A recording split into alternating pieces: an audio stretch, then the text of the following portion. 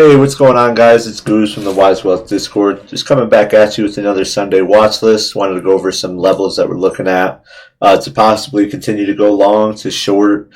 I know I'm personally in a short position right now. I kind of wanted to explain why I'm getting in and kind of my risk tolerance on it.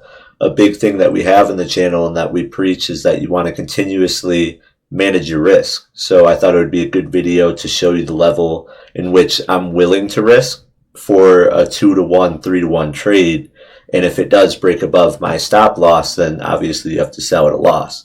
But that's a way to show you that it's like you still can have a confluence or a, counter rally trade, a counter trend trade, I guess you could say, not counter rally, but counter trend trade, and still maintain profitability. Is that even if I did lose this trade necessarily, I'm only willing to risk this much to try and earn this much. And it would be the same thing where it's like if it does blow past and we continue to be bullish, it happens. I'm not going to sit here and be super bearish this whole video either and be like, oh, this is the sucker rally that I've been saying in Discord. But I wanted to explain to you why I'm getting in and what I'm looking at and seeing in the market. But other than that, we should probably start off with some of the economic calendars. It's going to be a big week whenever FOMC comes and they try and decide their policy change, their stance. It definitely affects the market and like where it's heading and what people think is going to happen in the future based off rate cuts.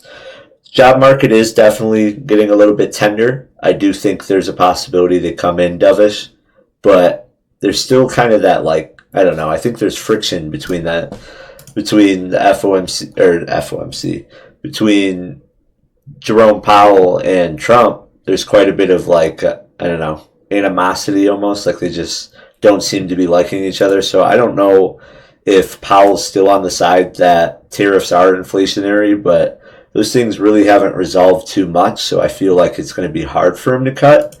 But you got to watch that job market. They're all about, job sustainability and like a good, healthy dollar and stuff like that. So we'll see how it plays out. I'm not exactly sure his tone and how he's going to come out, but I do think there's a possibility they start putting rate cuts on the table, and that could be another reason that we could rally in the bigger time frame. If we do continue to go up to all-time highs, I think it takes like a Fed to not be as hawkish and be a little bit more dovish and maybe hint at a rate cut. Because I remember previously when we started hinting at rate cuts, we had huge moves in the market going up based off the expectation. So we'll see. Maybe the yields start going down and everything is great. But personally, I'm starting to turn a little bit bearish. I do think that this is kind of like a sucker rally and it could get denied. There's quite a bit of moving averages here, but what I wanted to explain in my trade is I see that we're coming into this 200-day moving average. So my risk to reward would be a short position. Would be like something similar to, so I see that there's a huge resistance here on the daily. So if it does get in this, I can accumulate in this phase, and then I'm shooting for like a double dip W. I think we still get bullish throughout the summer, but I'm trying to play this pullback necessarily. So you can see that I'm risking this little chunk. If it gets above 503, 504, I would protect how much I'm willing to lose in that trade. So the reason I watch these levels is because you could start to kind of guesstimate in the bigger time frame, there's going to be a huge resistance here. Boom, boom. They try to hold this support. So I'm assuming that's where the pullback starts, and that's where you get that 2 to 5% move. Because I always explain to you guys, the market moves like a rubber band. Like the higher it goes and the lower it goes in a quick amount of time, it usually has that pullback effect. And from the bottom on Qs, 22%.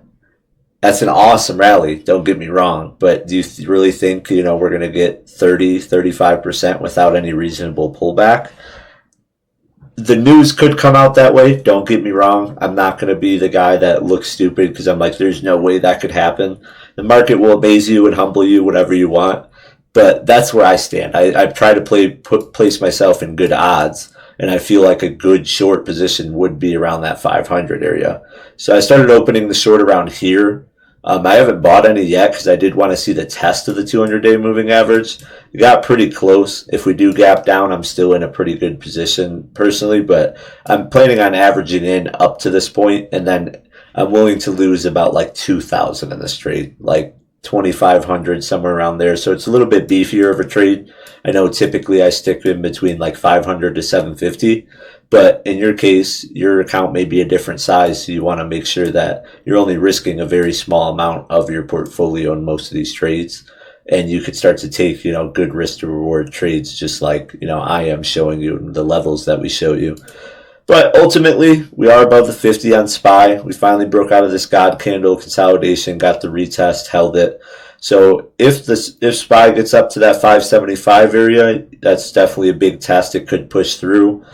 I do truly think that there's going to be quite a bit of resistance even at that like overall trend line that we had for a few years since 2022. So once it lost it, yeah, if it does get up in these 590 areas, I still think there's going to be a major pullback. Like what I'm trying to sense is, let me pull up this path. So like if it gets up here, I'm sensing like a double dip. Like I'm thinking like a big W is kind of what the ultimate pattern would be if we go higher. If we do get denied and it is a true bear market, we can come back down and completely wipe out these lows. But my base case is like a double dip. I think we're going to get like that W shape and then go. I just think there's way too much bearishness and sentiment that was messed up that's going to be hard to like have confidence. And unless like the news just lines up perfectly with the dovish Fed and Trump announces these huge deals with everyone else, people are still on the side that they think tariffs are inflationary and it's going to cause the Fed to be very hawkish. And there's two sides. I'm not going to act like I know exactly what's going to happen, but I lean on the side that we do have that double dip correction. We go and get back in correction territory on SPY. And then QQQ, very similar trade. That's what I'm shorting, is like to come fill some of these gaps down here. Doesn't have to play out like that, but if I do lose and it gets above that 500, that's ultimately what's going to happen. But hopefully in explaining my trade and how I'm like looking at it, that can help you guys like navigate what you want to do. You don't have to short at these levels. You can long when IWM is getting above this major resistance. Tesla, did you see Tesla and Jimmy's analysis? Like that looks ready to explode. Like this is resistance, resistance, resistance, resistance. And look at where it's building that resistance in the short term. This is the daily. If this gets above 295, 300, it's going. Like it's going to explode. So things do look bullish. I can't lie. I just personally lean on the bearish side. I think it's a sucker rally. It's hard to get past it. I showed you my explanation, my risk tolerance. If I lose, I lose. But I think we're due for another pullback. Pretty steep one, like 2 to 5%. Could be wrong. I could look stupid saying it on camera in front of everyone. But I always want to be transparent with you guys and show you how it is to trade, what it is to be a true trader. You know what I mean? You're going to feel emotions. You're going to have plans that don't stick to it. But if you manage your risk, that's ultimately what's going to get you far. Microsoft, they finally got above that 400. Awesome earnings. There's still Meta and Microsoft are still using a lot of that OpenAI what do they call it? CapEx, I think, or something like that. Capital expenditures, just to continue to move up and try and get in the AI world. And that seems like it is revolutionary. But to gap up over your 200 and your 50 just like that, that's wild. It just moved really fast. But they kind of are in that resistance. So above 440, then if we are reaching all-time highs in the Qs, we're probably going to go for a new all-time high. Grabbed all this liquidity and boom.